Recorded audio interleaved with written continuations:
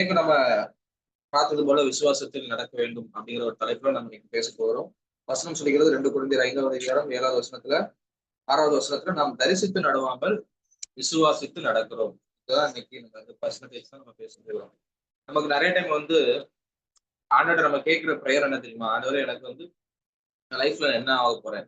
லைஃப்ல என்னென்னலாம் எதிர்காலத்துல நான் என்னென்னலாம் செய்ய போறேனோ அதெல்லாம் எனக்கு முன்னாடியே காட்டுங்க.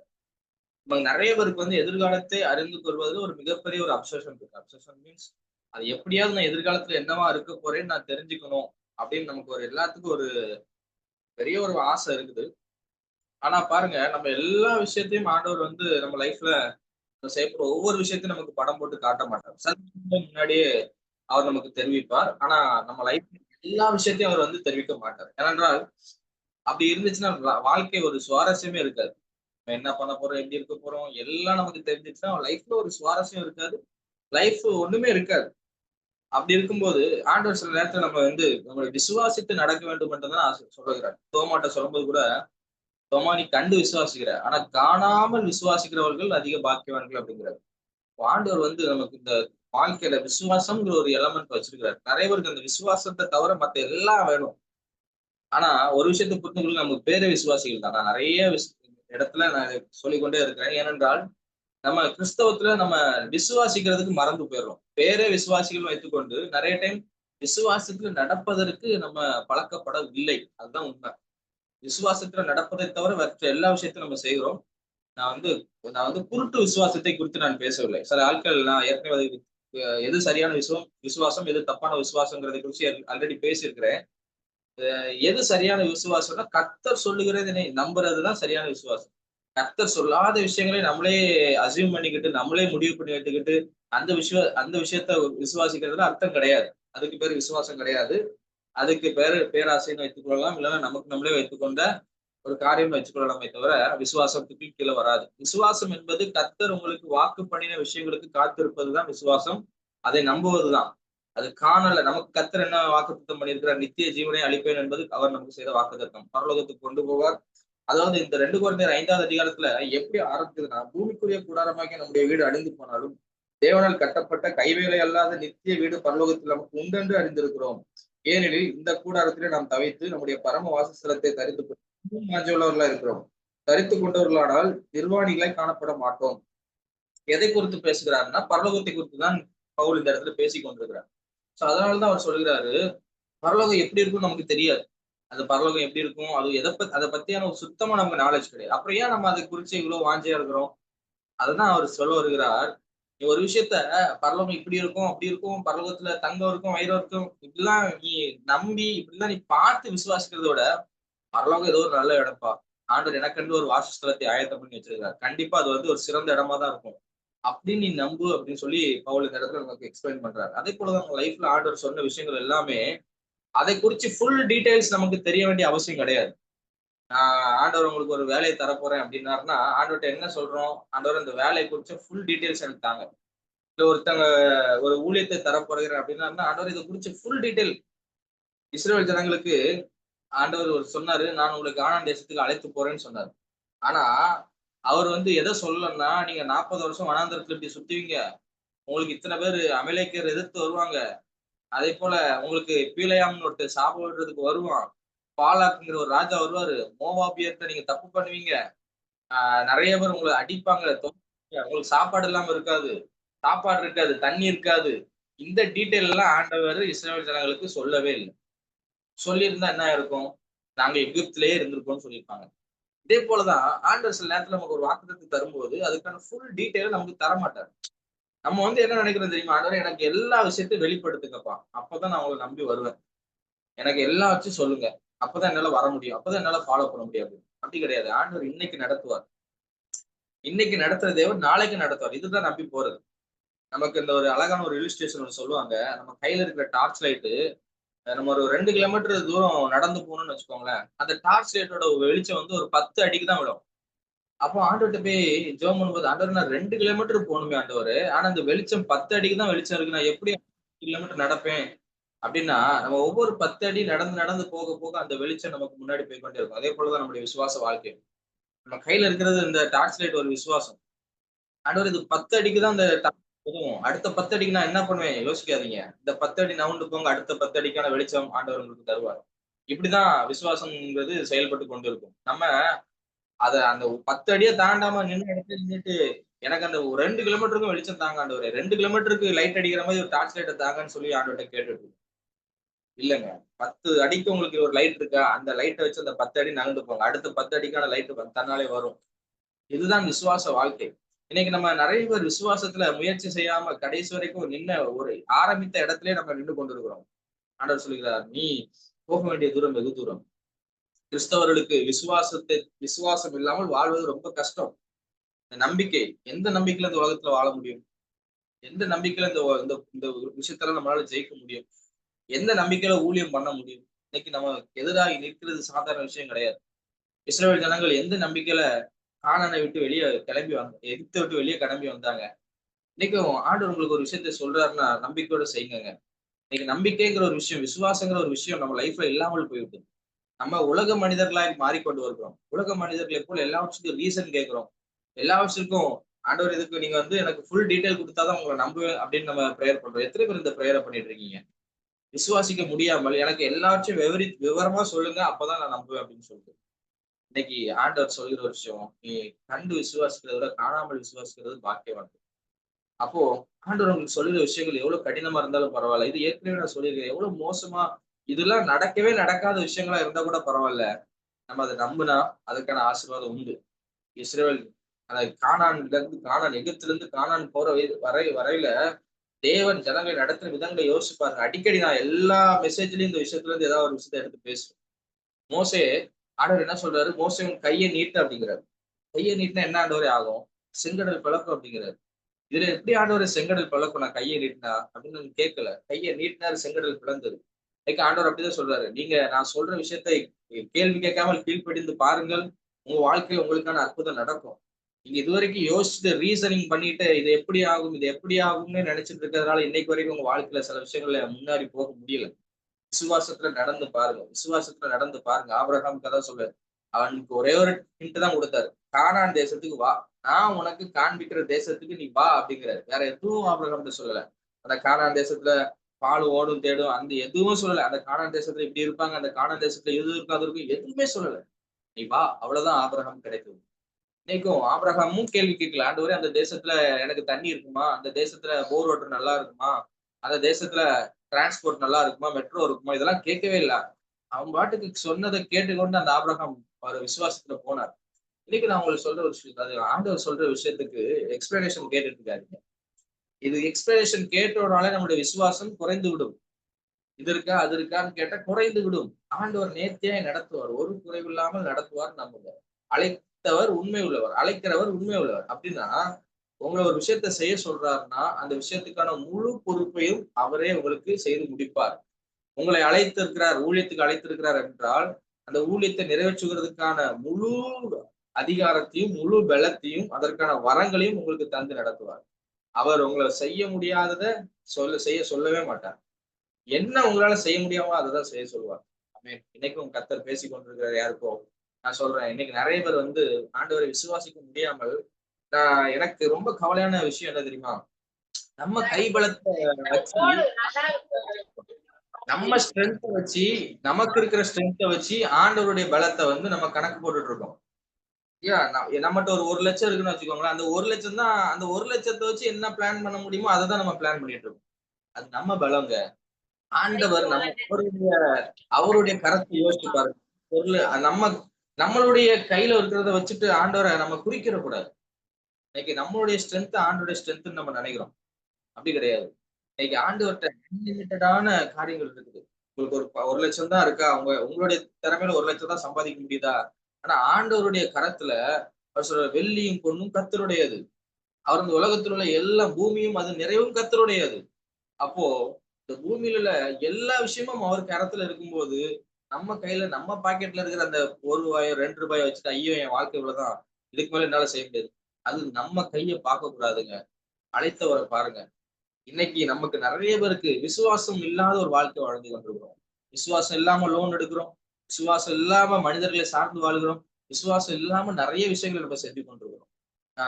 லோன் எடுக்கிறதுலாம் ஃபுல் அண்ட் ஃபுல் எடுக்கவே கூடாது, தப்புன்னு சொல்லல. ஆனா விசுவாசித்து வாழும்போது நம்ம யார்கிட்டயும் கையேந்தி நிற்க மாட்டோம். யார் கையும் எதிர்பார்த்து நிக்க மாட்டோம். நான் அதான் சொல்லுவேன். இன்னைக்கு ஏதோ ஒரு மனிதன்ட்ட எதிர்பார்த்து நிக்கிறோமா, நம்ம விசுவாசத்துல பலவீனப்படும். சில நேரத்துல ஆண்டவர் சொல்ல சில விஷயத்துல நம்ம வந்து ஆண்டவரை முழுமையா சார்ந்து இருக்கும்போது எந்த மனிதனுக்கு கீழே நிற்க அவசியம் இருக்காது. எந்த மனுஷனுக்கும் நம்ம தலை குனிந்து நிற்க வேண்டிய அவசியம் இருக்காது. எந்த தீர்க்கதரிசிகளும் குறைந்து போகவில்லைங்க. நீ கர்த்தருக்கு விசுவாசத்துல நடந்து பாருங்க உங்க வாழ்க்கையில, உங்க வீட்டுல பானையில மாவும் எண்ணெயும் ஒரு நாளும் குறையவே குறையாது. சோ விசுவாசம்ங்கிற ஒரு விஷயத்தை ரொம்ப இழந்து கொண்டு வருகிறோம். நம்ம வந்து அஹ், பணத்தை அதிகமாக சார்ந்து வாழ்கிற ஒரு சந்ததியாய் மாறிக்கொண்டிருக்கிறோம். இன்னைக்கு கிறிஸ்தவ உலகத்துல நிறைய கிறிஸ்தவ தலைவர்கள் பேசிக் கொண்டிருக்கிற ஒரு பேட்டில இப்படி சொன்னாங்க. முன்னாடி காலத்துல ஊழியங்கள் நடத்துவதற்கு காசு இல்லாமல் இருந்தது. அப்போ அதிகமாக விசுவாசத்தை சார்ந்து இருந்தாங்க. இப்போ ஊழியங்களிலே காசு பெருகிவிட்டது. எனவே அவங்களுக்கு விசுவாசம் என்கிற ஒரு விஷயம் தேவைப்படவில்லை. இப்போ இப்ப பாருங்களேன், இப்போ ஒரு சர்ச்சை கட்டுறோம்னா முன்னாடி உட்கார்ந்து ஜெபம் பண்ணுவாங்க. ஆண்டவரே எங்களுக்கு சர்ச்சை கட்டுறதுக்கு வழி தாங்க அப்படின்னு. இப்ப என்னன்னா ஃபண்ட் ரைசிங் இருக்கு. ஈஸியா ஒரு 10, 20 பேர் சேர்ந்துட்டு நம்ம ஃபண்ட ரைஸ் பண்ணி நம்ம சர்ச்சை கட்டிடலாம் அப்படிங்கிற மாதிரி. அது தப்பு கிடையாது. ஃபண்ட் ரைஸ் தப்பு கிடையாது. பட் என்ன ஆகுதுன்னா, நம்மளுடைய கை பலனை சார்ந்து வாழ ஆரம்பித்து விடுறோம். நம்மளுடைய எ எனக்கு என்னுடைய சூழ்நிலையை பொறுத்து என்னுடைய ஊழியங்களை செய்ய ஆரம்பிக்கிறோம். என் கையில ரூ. 100 இருக்கா, அதை சார்ந்தே என் ஊழியம். போங்கங்க. ஆண்டவர் உங்க எல்லையை பெரிதாக்குவார். நீங்க போக முடியாத இடத்துக்கு உங்களை கொண்டு செல்வார். இன்னைக்கு உங்க ஸ்ட்ரென்த்த நம்பி ஊழியம் பண்ணாதீங்க. ஆண்டவருடைய ஸ்ட்ரென்த்த நம்பி ஊழியம் பண்ணுங்க. உலக மனுஷன் தான் தன்னம்பிக்கை. உலக மனுஷனுக்கு தான் தன்னம்பிக்கை. தேவ பிள்ளைகளுக்கு அவர் மேல உள்ள நம்பிக்கை. இன்னைக்கு நமக்கு தன்னம்பிக்கையோட பெரிய நம்பிக்கை ஒண்ணு இருக்குங்க. கர்த்தர் மேல உள்ள நம்பிக்கை. தன்னம்பிக்கை உங்களை எல்லா இடத்துக்கும் அழைத்து செல்லாது. தன்னம்பிக்கை ஒரு குறிப்பிட்ட நாள் வரைக்கும் தான் உங்களுக்கு கை கொடுக்கும். உங்களுக்கு பலன் இருக்கிற வரைக்கும் தான் அந்த தன்னம்பிக்கை இருக்கும். அந்த பலன் போன பிறகு உங்களுக்கு எந்த நம்பிக்கையும் இருக்காது. ஆனா கடைசி வரைக்கும் உங்களை நடத்துகிறதுக்கு ஒரு நம்பிக்கை தான், அது கர்த்தர் மேல உள்ள நம்பிக்கை. அந்த கர்த்தர் மேல உள்ள நம்பிக்கை தான் உங்களை கடைசி வரைக்கும் நடத்தும். கர்த்தர் மேல உள்ள நம்பிக்கை தான் நீங்க போக முடியாத இடங்களுக்கு கொண்டு செல்லும். கர்த்தர் மேல உள்ள நம்பிக்கை தான் நீங்க செய்ய முடியாத ஊழியங்களை செய்ய வைக்கும். கர்த்தர் மேல உள்ள நம்பிக்கை தான் நீங்க கட்ட முடியாத இடங்களை கட்ட வைக்கும். எனவே நீங்க உங்க மேல நம்பிக்கை வைக்கிறதை விட கர்த்தரை சார்ந்து கொள்வது நல்லது. அதான் சொல்றாரு. நான் கர்த்தரை சார்ந்து வாழ்கிறது தான் நமக்கு இருக்கிறதுலே ஒரு பெஸ்டான ஆப்ஷன். இருக்கிறதுலே ஒரு சேஃபான ஆப்ஷன் நான் சொல்லுவேன். எனக்கும் நம்ம ஒரு பிராக்டிஸ் பண்ணணும்னு நான் ஆசைப்படுறேன். விசுவாசத்தை பிராக்டிஸ் பண்ண ஆரம்பிங்க. உங்க வாழ்க்கையில டக்கு டக்குன்னு முடிவு எடுக்காம விசுவாசத்துல வச்சு பாருங்க. ஜெபம் பண்ணி ஆண்டவரே இதை நீங்க செய்யற வரைக்கும் நான் காத்திருக்கிறேன்னு சொல்லி பாருங்க. ஆண்டவர் செய்வார். அவர் நமக்கு செய்யாம அவர் என்ன செய்ய போறார்? ஆண்டவர் என்ன யோசிச்சு பாருங்க. இஸ்ரவேல் ஜனங்கள் வனாந்தரத்துல அந்த இதை அதாவது அந்த டேபர்நாக்கிள் ஆசரிப்பு கூடாரத்தை தூக்கிட்டு நடந்து போவாங்க. அந்த ஆண்டவர் அவங்களுக்கு முன்னாடி போவார். அந்த மேகஸ்தம்பம் போயிட்டு இருக்கும். திடீர்னு அந்த மேகஸ்தம்பம் அந்த கூடாரத்துல இறங்கிடும். அப்படியே அந்த எல்லாம் ஸ்டாப் ஆயிடுவாங்க. அந்த ஸ்தம்பம் எழும்புற வரைக்கும் அப்படியே வெயிட் பண்ணுவாங்க. அப்ப இஸ்ரவேல் ஜனங்கள் என்ன சொல்லுவாங்கன்னா, எழுந்தருள் ஆண்டவரை ஆயிரம் ஆயிரமாக இஸ்ரவேல் இடத்துல இங்க திரும்பி அருளுங்க அப்படின்னு சொல்லுவாங்க. இன்னைக்கும் ஆண்டவர் நமக்கு முன்னாடி மேக ஸ்தம்பமா இஸ்ரவேல் ஜனங்களுக்கு போனது போல நம்ம வாழ்க்கையிலும் போகணுங்க. அவர் முன்னாடி நம்மளை கைட் பண்ணிட்டு போயிட்டே இருக்கணும். நம்ம லைஃப்ல நம்ம நிறைய டைம் ஆண்டவர்ங்கிற ஒரு சப்ஜெக்ட்டுக்கே நம்ம போறது கிடையாது. நம்ம இஷ்டத்துக்கு வாழ்ந்து கொண்டிருக்கிறோம். என்னைக்காவது ஒரு நாள் ஆண்டவர் நமக்கு தேவைப்படுகிறார். ஏதோ ஒரு பிரச்சனை வரும்போது மட்டும் ஆண்டவர் தேவைப்படுகிறார். அப்படி நம்ம ஆண்டவரை ஊறுகாயா பயன்படுத்தக்கூடாது. நமக்கு ஏதோ சைட் டிஷ்ஷா நம்ம ஆண்டவரை பயன்படுத்தக்கூடாது. நம்ம அப்படிதான் ஆண்டவர் நிறைய பேர் சைட் டிஷ் மாதிரி அப்படி ஒதுக்கி வச்சுட்டு தேவைப்படும் போது லைட்டா எடுத்துக்கிறோம். அவ்வளவுதான். இது ஆண்டவர் கிடையாதுங்க. நம்ம வாழ்க்கையில செய்யற எல்லா விஷயத்திலும் ஆண்டவர் முன்னாடி நிக்கணும். அவருடைய வழிநடத்துல தான் நம்ம போயிட்டு இருக்கணும். இந்த மாதிரி ஒரு வாழ்க்கையை நம்ம காண்பிக்கணுங்க. இதுதான் கிறிஸ்தவம். பவுல் எந்த இடத்துக்கு போனாலும் கர்த்தருடைய வழிநடத்துதல் இல்லாம போக மாட்டார். ஆவியானவர் அவரை எங்க கொண்டு போகிறாரோ அங்கதான் ஊழியம் நடக்கும். பவுலுடைய ஒவ்வொரு அடிகளையும் ஆவியானவர் நடத்தினார். அந்த சீஷர்கள் பேதுருவா இருக்கட்டும் சரி, யோவானா இருக்கட்டும் சரி, பிலிப்பா இருக்கட்டும் சரி, அந்த சீஷர்களுடைய ஒவ்வொரு அடிகளையும் கர்த்தரே நடத்தினார். விசுவாசத்துலதான் வாழ்ந்தாங்க. அவங்க ஸ்ட்ராட்டஜி கிரியேட் பண்ணி எதுவுமே அப்படி பண்ணல. உலக உலக வழக்கத்தின்படி அவர்கள் வாழவில்லை. உலகத்துக்கும் எங்களுக்கும் சம்பந்தம் கிடையாது. இப்போ இன்னைக்கு கிறிஸ்தவர்கள் என்று சொல்லப்படுகிற நாம் உலக வழக்கத்தை கற்றுக்கொண்டு உலகத்தை போல வாழ்ந்து கொண்டு, அதான் வசனம் சொல்கிறது, உலகத்திற்கு ஒத்த வேஷம் தெரியாதுங்க. உலக மனுஷன் அழுகிறாரு, நம்ம அழக்கூடாது. நம்ம விசுவாசத்துல வாழ்ந்து பழகணுங்க. விசுவாசத்துல வாழ்ந்து பழகும். நம்ம நிறைய ஐடியாஸை உலக மனுஷன் இருந்து வாங்கிட்டு இருக்கோம். உலக மனுஷனை பின்பற்றி வாழ்ந்து கொண்டிருக்கிறோம். நம்ம உலக உறவினர்கள் சொல்லுகிற அட்வைஸை நம்ம நம்பி வாழ்ந்து கொண்டிருக்கிறோம். அவங்க தர ஐடியா, ஏன்னா நம்ம ஆவியில நடத்தப்படலங்கும் போது ஆட்டோமேட்டிக்கா அவங்களதான் சார்ந்து இருக்க வேண்டியது இருக்குது. நம்ம ஆவிக்குரியவர்களா இருந்தோம்னா எந்த மனுஷனும் நமக்கு உதவி செய்ய வேண்டிய அவசியம் கிடையாது. எந்த மனுஷனும் நமக்கு அட்வைஸ் பண்ண வேண்டிய அவசியம் கிடையாது. நம்ம ஆவிக்குரியவர்களா இல்லாததுனால உலக மனுஷன் முன்னாடி கையேந்தி நிற்கிறோம். எனக்கு ஏதாவது ஐடியா கொடுங்க, எனக்கு ஏதாவது செய்யுங்க, வாழ்க்கையில ஏதாவது என்ன முன்னேற்றத்துக்கு வழி கொடுங்க அப்படின்னு அவன் முன்னாடி கை கட்டி நிற்கிறோம். இன்னைக்கு அப்போஸ்தலர்கள் உலகத்தை கலக்கிறவர்களா இருந்தாங்க. அவங்க அநேகருடைய வாழ்க்கையை உயர்த்துகிறவர்களா இருந்தாங்க. இன்னைக்கு பார்த்தோம்னா நம்ம மற்றவங்களுக்கு கீழே நம்ம யாராவது நம்மளை உயர்த்த மாட்டாங்களா, நம்மளுக்கு யாராவது ஹெல்ப் பண்ண மாட்டாங்களான்னு நம்ம அந்த நிலைமையில இருக்கோம். நம்ம தாங்க உதவி பண்ண வேண்டும். நம்ம தான் அடுத்தவங்களை தூக்கி விடணும். நம்ம தான் அடுத்தவங்களை வழி நடத்தணும். நம்ம தான் அடுத்தவங்களை உயர்த்தி வைக்கணும். ஆனா நம்ம தலைகீழ இருக்கிறோம். உலக மனுஷன் நம்மளை உயர்த்த மாட்டானா, உலக மனுஷன் நமக்கு காசு தர மாட்டானா, உலக மனுஷன் நமக்கு ஏதாவது செய்ய மாட்டானான்னு உலக மனுஷனை நம்பி கொண்டிருக்கிறோம். இன்னைக்கு நான் சொல்றேன், தேவ ஆவினால் நடத்தப்படுகிறவர்கள் உங்களை விட அந்த உலகத்துல அறிவாளிகள் யாருமே கிடையாது. பரிசுத்த ஆவியினால் நடத்தப்படுகிறவர்களே தவிர இந்த உலகத்துல ஞானவன்கள் யாருமே கிடையாது. ஏனென்றால் வசனம் 1 கொரிந்தியர் 2வது அதிகாரத்துல கடைசி வசனத்துக்கு முந்தின வசனம் சொல்கிறது, ஆவிக்குரியவன் எல்லாவற்றையும் ஆராய்ந்து நிதானிக்கிறான். அப்படின்னா ஒரு ஆவிக்குரிய மனுஷனால் உலகத்துல நடக்கிற எல்லா காரியங்களையும் ஆராய்ந்து நிதானிக்க முடியும். அவன் ஞானவனாதான் இருப்பான். ஒரு பவுல் அந்த கப்பல்ல போய் கொண்டிருக்கும் போது பவுல் சொல்லுகிறார், சகோதரரே, இந்த பிரயாணம் நம்முடைய நம்முடைய உயிருக்கே கொஞ்சம் ஆபத்தா இருக்குது, அதனால இந்த பிரயாணத்தை நம்ம பண்ண வேண்டாம் அப்படிங்கிறார். அப்ப அந்த நூற்றுக்கு அதிபதி என்ன செய்யறாருன்னா, பவுல் சொல்றதை கேட்காம அந்த மாலுமி சொல்றதை கேட்கிறாரு. அவங்க காற்று மெதுவாய் அடிக்கிறதை, தென்றல் மெதுவா அடிக்கிறத பார்த்தோன்னே கப்பல்ல ஏறி கிளம்பிட்டாங்க. ஆனா என்ன ஆச்சுன்னா, கொஞ்ச தூரத்துல யூரோபிலிதான்ங்கிற ஒரு கொடுங்காற்று அடித்து அந்த கப்பல் உடைகிற நிலைமைக்கு வருகிறது. யோசிச்சு பாருங்க, மாலுமி நிறைய வருஷம் எக்ஸ்பீரியன்ஸான ஆளுதான். அவருக்கு தெரியும் எந்த நேரத்துல எப்போ போனா நம்ம சேஃபா இருக்குன்னு தெரியும். ஆனா அந்த பவுலுக்கு தெரிந்த விஷயம் மாலுமிக்கு தெரியவில்லை. ஏனென்றால் பவுல் ஆவிக்குரிய ஆவிக்குரிய மனிதன். அப்போ இந்த உலக மனிதன் எவ்வளவு எக்ஸ்பீரியன்ஸ்டா இருந்தா கூட இந்த ஆவிக்குரிய மனிதனுடைய ஞானத்துக்கு முன்பதாக உலக ஞானம் ஒன்றுமே கிடையாது. அதனால வசனம் சொல்லுகிறது, உலக ஞானம் ஆண்டவருக்கு பைத்தியமா இருக்கிறது.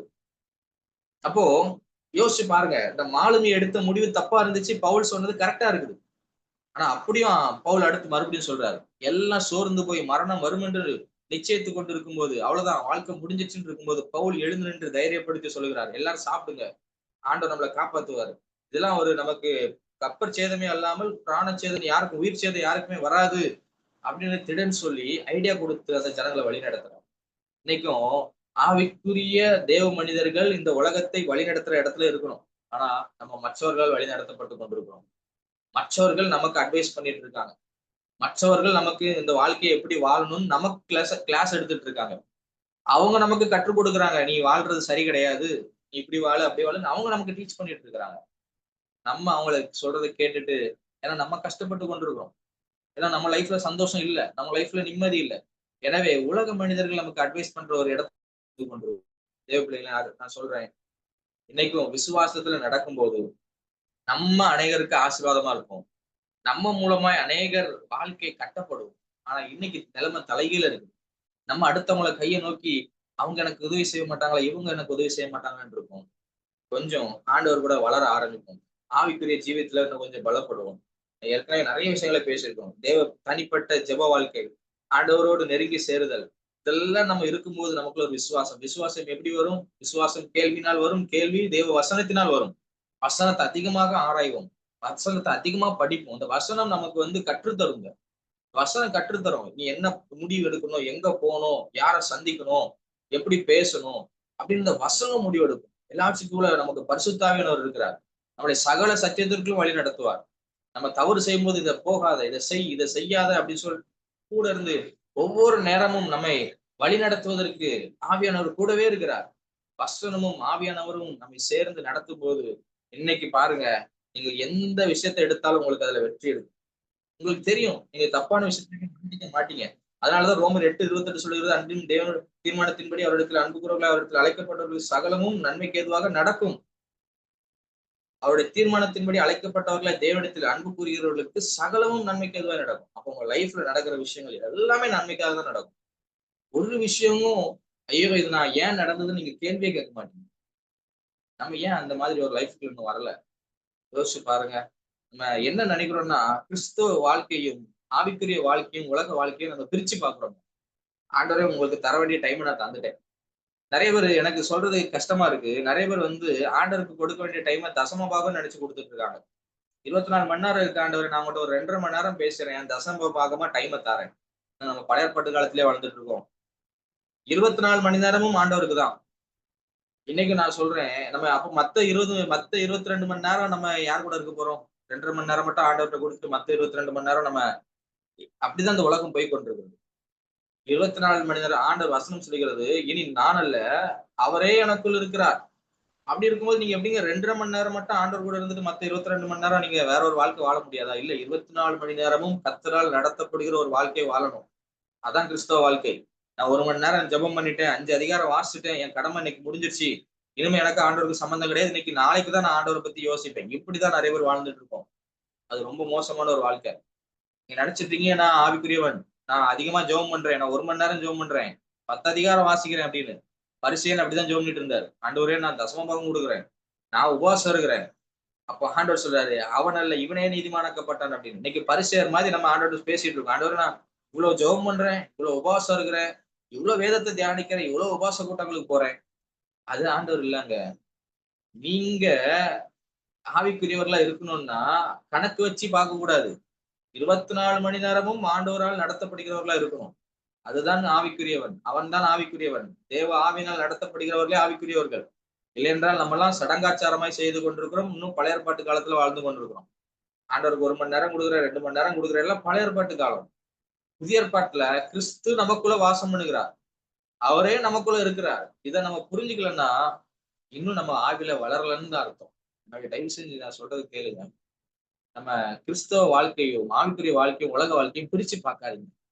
உங்களுடைய திருமண வாழ்க்கை, உங்களுடைய குழந்தைகள், நீங்க வேலை பார்க்கிற ஸ்தலம், இது எல்லாவற்றிலும் ஆண்டவர் உங்க கூட இருக்கிறார். எல்லாவற்றிலும் நீங்க கிறிஸ்தவர்களா தான் இருக்கணும். நீங்க பார்ட் டைம் கிறிஸ்டியன் கிடையாது. நீங்க பார்ட் டைம் ஆவிக்குரிய மனுஷன் கிடையாது. நீங்க முழு நேரமும் ஆவினால் நிரப்பப்பட்டவர்கள் தான். நீங்க போற இடங்கள்ல, நீங்க பேசுகிற வார்த்தைகள், நீங்க பார்க்கிற விஷயங்கள், இதெல்லாம் கர்த்தரால் நடத்தப்பட வேண்டிய விஷயங்களா இருக்கும். இஷ்டத்துக்கு நான் ஆண்டவரை பாதி நாள் நான் உங்க கூட இருந்துட்டேன், நான் ஒரு பாதி நாள் நான் ரிலாக்ஸ்டா இருந்துக்கிறேன், பாதி நாள் என் இஷ்டத்தின்படி நான் மொபைல் யூஸ் பண்ணிக்கிறேன், என் பாதி நாள் நான் வேற ஏதாவது தப்பான விஷயத்த நான் செஞ்சுக்கிறேன், இல்ல கொஞ்சம் ரிலாக்ஸ்டா இருந்துக்கிறேன். இல்லங்க, அனுதினமும் அனுதினமும் ஒவ்வொரு நிமிடமும் நம்ம அவரோடு கூட தான் வாழ்ந்துருக்கோம். உலகத்துக்கு ஒத்த விஷயமும் இரட்டை வேடமும் நம்ம போடக்கூடாது.